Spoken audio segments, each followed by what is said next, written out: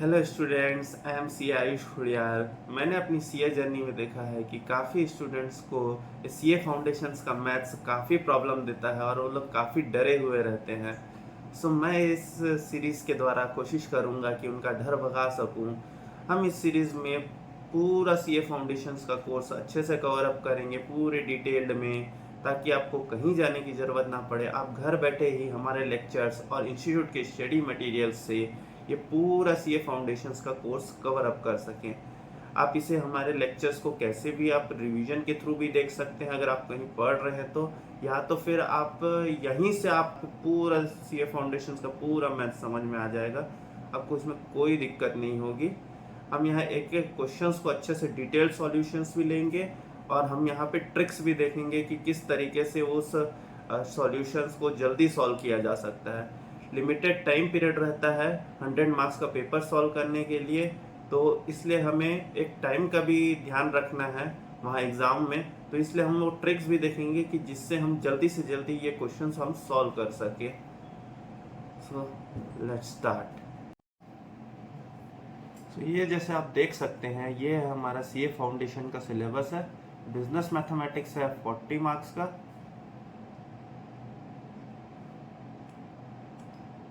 ये है business mathematics है, ये है 40 मार्क्स का। इसमें अलग अलग टॉपिक्स हैं, वो टॉपिक्स को हम one by one cover up करेंगे। फिर उसके बाद आता है ये लॉजिकल रीजनिंग, जो कि है 20 मार्क्स का। लॉजिकल रीजनिंग है 20 मार्क्स का। फिर उसके बाद आता है हमारा मैथमेटिक्स ऑफ स्टैटिस्टिक्स आता है। स्टैटिस्टिक्स है हमारा 40 मार्क्स का। तो इस तरीके से 100 मार्क्स का हमारा पूरा पेपर है। हम आज अपना फर्स्ट टॉपिक स्टार्ट करेंगे यहाँ से। जो हमारा फर्स्ट टॉपिक है रेशियो, हम ये रेशियो से स्टार्ट करेंगे।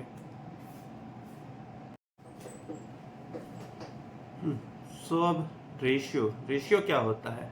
Ratio is a comparison of two or more quantities, दो या दो से ज़्यादा हो सकते हैं, of the same kind and same unit. ये चीज़ को ध्यान रखिएगा, ये चीज़ इंपॉर्टेंट है। या सेम काइंड के होने चाहिए, और कई बार क्या है, सेम काइंड के भी होते हैं लेकिन अगर सेम यूनिट नहीं है तो हम उसको कंपैरिजन नहीं कर सकते। हम यहाँ लेते हैं, let's say milk and sugar. Milk किस में नापा जाता है? लीटर्स में। और शुगर किस में आता है? केजी में। तो अगर ये लीटर और ये केजी, हम इसको हम कंपैरिजन नहीं कर सकते। ये सेम काइंड भी नहीं है और सेम यूनिट भी नहीं है।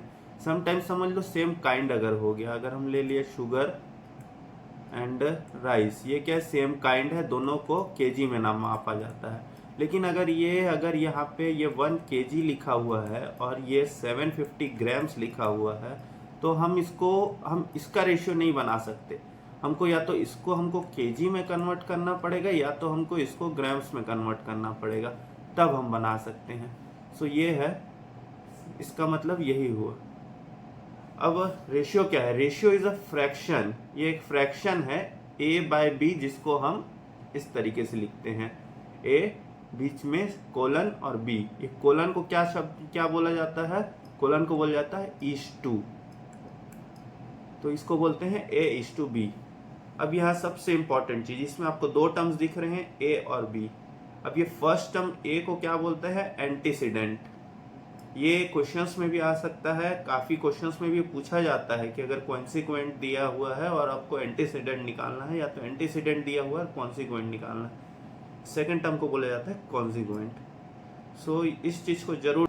अब ये क्या है? Multiplied and divide by same number. अगर कोई रेशियो है, समझ लो 4:3, हम इसको ऐसे भी लिख सकते हैं 4/3। अब multiply and divide by same number, non zero मतलब अगर जीरो से मल्टीप्लाई करेंगे तो पूरा जीरो हो जाएगा। तो multiply and divide by same number, अगर मैं इसको 4/4 करता हूं तो ये क्या हो जाएगा? 16/12। अब ये रेशियो और ये रेशियो, इसमें कोई फर्क नहीं है, क्योंकि हमने उसको सेम उससे मल्टीप्लाई कर दिया है। हाँ, हम इसको डिवाइड भी हम इसको सेम नंबर से कर सकते हैं। जैसे वैसे ही हम अगर इस रेशियो में अगर हम इसको करते हैं 16/12 जो है, तो हम इसको अगर 16/4 और हम इसको 12/4 डिवाइड बाई सेम नंबर हो गया, तो अब अगर ये इसको करेंगे तो ये आ जाएगा 4/3। तो ये इसका क्या हो जाएगा, ये इसको 4 करेंगे और ये आ जाएगा ये 3 यहाँ पे, तो ये आ गया 4/3। मतलब ये रेशियो आ गया हमारा जो पहले जो था। ठीक है, अब expressed in lowest term, lowest terms हम यहीं पे देख लिए। लोवेस्ट टर्म्स मतलब जैसे कोई भी रेशियो है, समझ लो 18:16 है। अब यहाँ पे हम हमेशा क्या होता है, रेशियो को जितना हम कम से कम कर सकें, लोवेस्ट टर्म में ला सकें, उतना लाना चाहिए। तो ये 18/16, तो हम पहले डिवाइड बाई सेम नंबर करेंगे, तो इसको डिवाइड बाई इसको 2 करेंगे, तो यहाँ पे आ जाएगा 9/8। अब हम इसको कोई भी एक नंबर से डिवाइड कर सकते हैं क्या? नहीं कर सकते हम इसको। ये 3 से डिवाइड होगा, ये 2 से डिवाइड होगा, 8 3 से डिवाइड नहीं होगा और 9 2 से डिवाइड नहीं होगा। हो सकता है डेसिमल्स में आ सकता है, लेकिन हम डेसिमल्स में नहीं लाते हैं। आपको वो लगेगा कि इसको हम डेसिमल्स में ला सकते हैं, पर हम डेसिमल्स में इसको नहीं लाएंगे, हम इसको रियल नंबर में ही रखेंगे। ओके,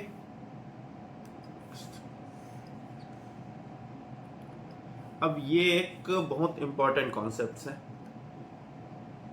अब इसमें क्या लिखा है, इफ एनी क्वांटिटी इंक्रीजेस और डिक्रीजेस, कुछ भी हो सकता है, बढ़ेगा या कम होगा, इन द रेशियो, ये किस रेशियो में बढ़ रहा है या घट रहा है, A:B। तो इसका अगर हमको नया क्वांटिटी निकालना है, अब कुछ भी चीज अगर किसी भी, जैसे समझ लो 10 kg है, वो अगर वो किसी भी रेशियो में बढ़ेगा, तो उसका जो भी नया क्वांटिटी आएगा वो निकालने का क्या है, ये फॉर्मूला है, ओल्ड क्वांटिटी इंटू B/A।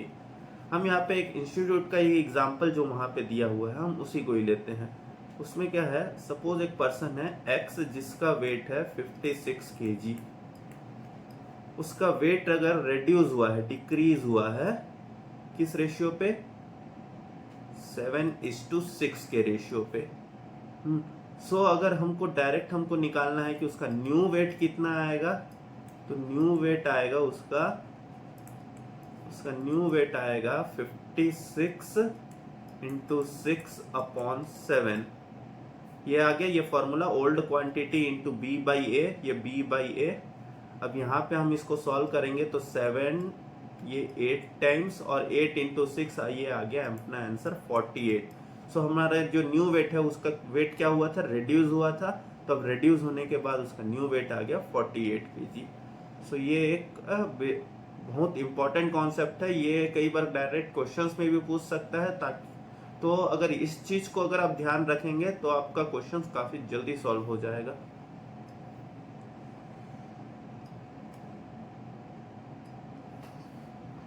अब यहाँ रेशियो की काफी सारी प्रॉपर्टीज हम देखने जा रहे हैं। फर्स्ट प्रॉपर्टी है इनवर्स रेशियो। इनवर्स का मतलब क्या होता है, उल्टा, हिंदी में बोले तो उल्टा। तो सपोज एक रेशियो है A:B, तो इसका इनवर्स रेशियो, इसका उल्टा क्या हो जाएगा, इसका उल्टा हो जाएगा B:A। अब हमको अगर देखना है कि ये रेशियो और ये रेशियो इनवर्स है कि नहीं, तो ये कैसे पता चलेगा, तो इसका हम मल्टीप्लिकेशन कर लेंगे, A:B इंटू B:A। ये दोनों का मल्टीप्लिकेशन अगर 1 आ रहा है, मतलब ये दोनों रेशियो इनवर्स रेशियो है। कंपाउंडेड रेशियो का मतलब क्या होता है, दो रेशियो को मिला के एक सिंगल रेशियो बनाना, दो रेशियो को मिला के एक सिंगल रेशियो बनता है, उसको बोलते हैं कंपाउंडेड रेशियो। दो रेशियो को मिला के वन सिंगल रेशियो। मैं आप लोग के साथ ये वाले स्लाइड्स भी लिंक में शेयर कर दूंगा, ताकि आपको कभी अगर इसको रिफर करना हो तो आप इसको कर सके। सो अब यहाँ पे है जैसे दो रेशियो है A:B एंड C:D, तो इनका जो कंपाउंडेड रेशियो वो क्या होगा, वो होगा A:C:B:D। ये हम क्या करेंगे, जो ये, अब हम नेक्स्ट पे जाते हैं। हमारा जो कंपाउंडेड रेशियो है उसी का ही हिस्सा है ये, duplicate ratio and triplicate ratio. Duplicate ratio क्या होता है, जैसे नाम से ही समझ में आ रहा है, डुप्लीकेट जुड़वा। जिस तरीके से मतलब अगर A है, A:B है, तो A क्या करेगा, A अपने आप को ही डुप्लीकेट करेगा, A²:B²। मतलब यहाँ पे वो हो जाएगा डुप्लीकेट, मतलब A×A। जैसे वहां पे हम A×C किए थे, तो यहाँ पे वैसे ही A×A और B×B। तो यहाँ पे ये आ गया, ये A²:B², ये होता है डुप्लीकेट रेशियो। उसी तरीके से ट्रिप्लीकेट रेशियो मतलब, तो ये है A×A×A:B×B×B। तो यहाँ पे ये आ जाएगा A³ तो ये है ट्रिप्लीकेट रेशियो। अब ये डुप्लीकेट और ट्रिप्लीकेट का एक ही डुप्लीकेट रेशियो क्या होता है, जैसे डुप्लीकेट रेशियो में स्क्वायर आ जा रहा था, ऊपर अपन जा रहे थे, ऊपर ऊपर ऊपर, तो इसमें क्या होगा, इसमें हम के पीछे जाएंगे। सब डुप्लीकेट मतलब जैसे स्क्वायर आ गया तो यहाँ पे आ जाएगा स्क्वायर रूट। स्क्वायर रूट सब जानते हैं, जैसे अगर जैसे ये a है, A=4 है, तो 4 का स्क्वायर रूट क्या होता है 2। जैसे यहाँ पे अगर ये a अगर है 4, तो ये 4 का अगर हम स्क्वायर रूट लेंगे तो ये आ जाएगा 2। तो ये सब डुप्लीकेट A√A=√B। वैसे ही सब ट्रिप्लीकेट में आएंगे तो हम क्यूब रूट ले लेंगे। क्यूब रूट मतलब समझ लो, अगर कोई रेशियो यहाँ पे बन रहा है 8:27, तो इसका सब ट्रिप्लीकेट है, हम क्यूब रूट ऑफ 8 लेंगे क्यूब रूट ऑफ 27। सो 8 का क्यूब रूट क्या होता है 2 और 27 का क्यूब रूट क्या होता है 3। सो ये है हमारा सब डुप्लीकेट और सब ट्रिप्लीकेट रेशियो। अब यहाँ पे हमारा आता है नेक्स्ट टॉपिक, कमेंसुरेबल। कमेंसुरेबल रेशियो क्या होता है, कमेंसुरेबल रेशियो है रेशियो ऑफ इंटीजर्स। अब आप लोग को डाउट होगा कि इंटीजर्स क्या होते हैं। इंटीजर्स हर वो नंबर को कहा जाता है without decimal, non decimal number, non decimal, non fraction, जो नॉर्मल जो नंबर्स होते हैं उनको हम इंटीजर्स कहते हैं। जस्ट लाइक -1, +1, -2, +2, मतलब सारे पॉजिटिव एंड नेगेटिव नंबर्स को मिला के इंटीजर्स होते हैं हमारे। तो जो भी रेशियो को हम एज ए इंटीजर में हम बना के, हम एज अ इंटीजर में बना के अगर हम रेशियो बताते हैं, सच दैट 1:2 या 2:3 या -1:-2, ये सेम हो जाएगा ये तो उसको हम बोलेंगे कमेंसुरेबल रेशियो। अब इनकमेंसुरेबल रेशियो आता है। इनकमेंसुरेबल मतलब जो इनको छोड़ के, कमेंसुरेबल को छोड़ के जितने भी बच रहे हैं, जो नॉट कमेंसुरेबल है, जितने भी रेशियो बचते हैं, समझ लो डेसिमल्स में रेशियो ले लेते हैं 6:2.8, तो ये क्या हो जाएगा, ये इनकमेंसुरेबल रेशियो हो जाएगा।